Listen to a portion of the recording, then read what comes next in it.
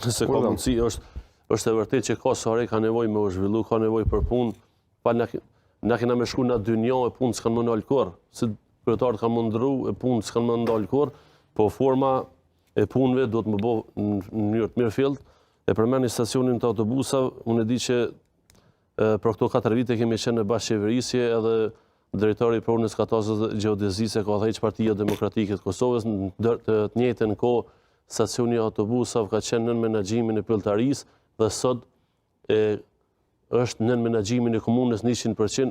Unë po ndina krenar që të gjithë oponentë tjerë politik po e premtojnë ndërtimin e stacionit të autobusave që asnjëri s'ka më bon se s'ka më rënë asnjërit.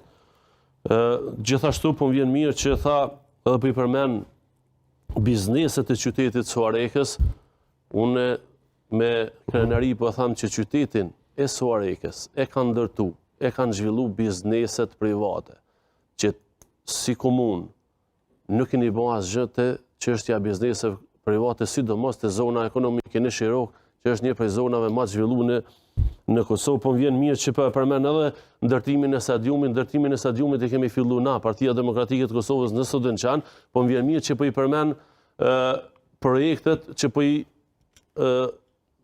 investon sot qeveria në Suarek, se po më duket pas ke flirtuar dhe ti me një kohë me ta që kanë qeverisë, që po qeverisin sot në nivel qendror, po më duket se po vetëm ata po i përmend, kështu që projektet e Partisë Demokratike të Kosovës që i kam unë këtu, i kam 40 milion euro investime prej Partisë Demokratike të Kosovës për nivelit qendror në Suarek.